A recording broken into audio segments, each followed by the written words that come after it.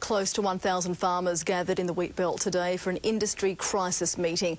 They say they're drowning financially and many will be forced to leave the land unless the government steps in to help. Claire Grantham filed this report for Merredin.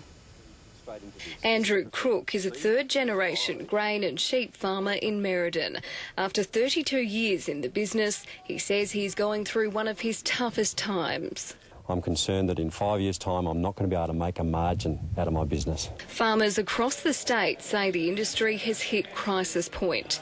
Gathering in Merredin today, more than 800 farmers made their concerns heard. For a young farmer like myself, I'm just worried about the future, where I'm going to go and the future ahead fast. Farmers so desperate to get the message out, they paid for the media to fly from Perth to the meeting.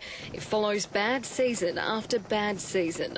On top of that, an increase of more than 120% in cheap food imports, they say is making it impossible for farmers to survive.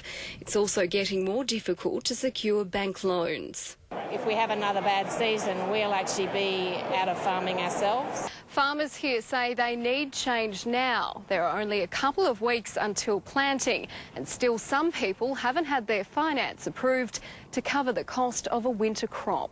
We're down to using the lowest fertiliser per hectare than what we ever have, and it's just that's what you have to do to try and make ends meet. They want the state government to introduce a low-interest loan scheme, a $200 million loan for WA farmers, split between state and federal money. Every year we're getting drier and drier, no follow-on moisture from the year before, and that means we don't have enough grain to market, and then we don't have enough money to finance the farming businesses. Federal Independent MP Bob Catter addressed the crowd this afternoon, calling for an overhaul of the industry's economic policy. In 3 years, this country will not be able to feed itself.